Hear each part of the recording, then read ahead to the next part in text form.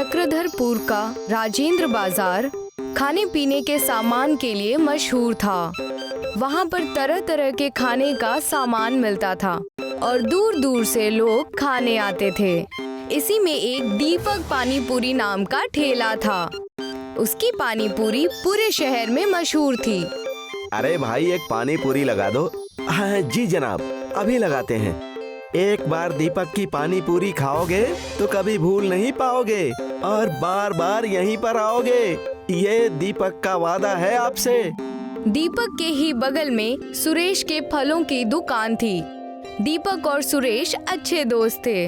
उन दोनों के दुकान के सामने विनोद के फायर पान की दुकान थी। दीपक और सुरेश की अच्छी बनती थी, पर दोनों की ही विनोद से अच्छी नहीं बनती थी।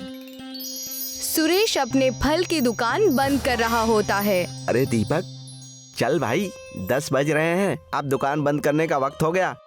हाँ, बस बंद ही करने वाला हूँ। क्या तुझे पता है कि विनोद की दुकान 2 दिन से क्यों बंद है? अरे मुझे क्या शौक है कि मैं विनोद की जानकारी रखता रहूं। गया होगा कहीं शिमला मनाली घूमने, फेसबुक पर उसकी पोस्ट नहीं देखता।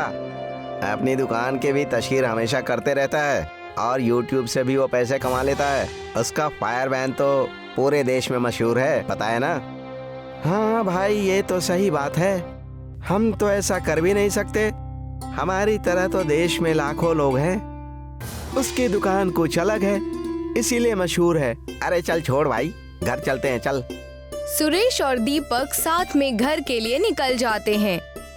अगला दिन होता है। सुरेश दीपक को फोन करता है। हाँ हेलो दीपक, तू मेरी आवाज सुन पा रहा है? हाँ भाई बोल, मैं बोल रहा हूँ। क्या हुआ, तू इतना घबराया हुआ क्यों है? अरे दीपक, जल्दी से न्यूज़ खोल कर देख। अरे भाई, हम बर्बाद हो चुके हैं। ये क्या बोल रहा है तू? अरे रुक, मैं देखता हूँ। दीपक न्यूज चैनल खोलता है। आज की ब्रेकिंग न्यूज। चक्रधरपुर के राजेंद्र मार्केट में हुआ बड़ा हादसा। लगी भयंकर आग, 75 दुकानें जलकर हुई खाक, 12 की मौत और 25 घायल। फायर पान की दुकान में शॉर्ट सर्किट होने से हुआ हादसा। फायर पान के दुकान के मालिक विनोद की हुई घटना स्थल पर मौत और आसपास की दुकानें भी बर्बाद हो गईं। ये सुनते ही दीपक के पैरों तले जमीन खिसक गई। उसे कुछ भी समझ नहीं आता। 2 मिनट के लिए उसका दिमाग काम करना बंद कर देता है। वो सिर पकड़कर जमीन पर बैठ जाता है। तभी उसके दरवाजे पर दस्तक होती है। वो जाकर गेट खोलता है तो देखता है सुरेश खड़ा होता है। उसकी आंखें भी लाल होती हैं और वो गहरी चिंता में लगता है। अरे सुरेश, अरे ये क्या हो गया भाई? अरे हम तो बर्बाद हो गए। अरे विनोद के बारे में हम कल क्या क्या बोल रहे थे, हम उसे आखिरी बार मिल भी नहीं पाए। दीपक और सुरेश एक दूसरे को देखकर रोने लगते हैं। फिर कुछ देर बाद दोनों खामोश होते हैं। अरे चल यार, अब रोने से कुछ नहीं होने वाला। चल कर दुकान की हालत देख कर आते हैं। हाँ भाई, चल। अब जो हो गया उसे बदल तो नहीं सकते ना। सुरेश और दीपक साथ में राजेंद्र मार्केट जाते हैं। वहाँ पर अपने साथी दुकानदार से भी मिलते हैं, जिनकी दुकानें जल चुकी होती हैं। अरे अब तो हमें फिर से नए सिरे से दुकान शुरू करनी पड़ेगी और हम जिस हालत में थे वहाँ पर पहुँचने में तो हमें महीनों लग जाएंगे। अरे भगवान करे जिनके साथ ये अनहोनी हुई है, उन्हें और उनके परिवार वालों को कुछ ताकत मिले। भगवान उन्हें फिर से हिम्मत और ताकत दे ताकि वो फिर से उठ सके। दीपक और सुरेश अपनी दुकान फिर से बनाने में लग जाते हैं। उनके सामने ही विनोद की दुकान जली पड़ी होती है। विनोद के परिवार वाले एक बार उनके दुकान को देखने आते हैं और उसकी बीवी बहुत रो रही होती है। ये सब देखकर दीपक और सुरेश को बेहद बुरा लगता है। यार, जब भी मेरी नज़र विनोद की जली हुई दुकान पर पड़ती है तो मुझे उसकी बहुत याद आती है और बहुत तकलीफ होती है। उसके फायर पान की दुकान कितनी फेमस थी। वो पहला इंसान था जिसने फायर पान की दुकान शुरू की थी। हमें उसकी याद में कुछ करना चाहिए। अरे मगर हम क्या कर सकते हैं? दीपक और सुरेश की दुकान धीरे धीरे लाइन पर आने लगती है। दीपक और सुरेश रोज विनोद की दुकान देखते हैं और उन्हें बेहद दुख होता है। फिर एक दिन दीपक को एक आइडिया आता है। यार सुरेश, मेरी बात सुन, मुझे एक तरकीब सूझी है।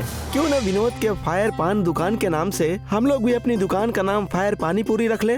इसका क्रेडिट विनोद को ही देंगे, इससे लोग उसे याद भी रखेंगे और हो सकता है हम भी मशहूर हो जाएं। हाँ यार, तेरी तरकीब तो अच्छी है, बिल्कुल अलग है, मेरे ख्याल से ये करना चाहिए। इसके बाद दीपक और सुरेश मिलकर फायर पानीपुरी की दुकान शुरू करते हैं। उसमें एक बड़ा सा पोस्टर लगाते हैं जिसमें विनोद के बारे में लिखा होता है और उसे ट्रिब्यूट दिया होता है। उसमें लिखा होता है कि कैसे दीपक को विनोद की जगह से फायर पानीपुरी बनाने की सीख मिली। उसमें विनोद के बारे में भी लिखा होता है कि जैसे वो हमेशा कुछ नया करने की कोशिश करता था, वो लोग एक और बोर्ड भी बनाते हैं जिसमें लोग अपना रिव्यू लिख सकते हैं। देखते ही देखते शहर में ये पानीपुरी बहुत मशहूर हो जाती है। अरे तूने देखा ना, मैंने कहा था ना तेरी तरकीब जरूर कामयाब होगी। मुझे पहले ही पता था। विनोद को भी बहुत अच्छा लगता होगा कि उसके कितने सारे दोस्त थे और लोग उसके बारे में कितनी बेहतरीन बातें हमारे रिव्यू बोर्ड पर लिखकर भी जाते हैं। अगर वो ये सब देख पाता तो कितना खुश होता। अरे हाँ यार, ये बात तो सच है, उसे तो सच में बहुत खुशी होती। मेरे ख्याल से हमें भी एक YouTube चैनल बनाना चाहिए जिससे हमारी भी पहुंच बहुत दूर दूर तक हो। हाँ, इस काम में तो बिल्कुल देरी नहीं होनी चाहिए।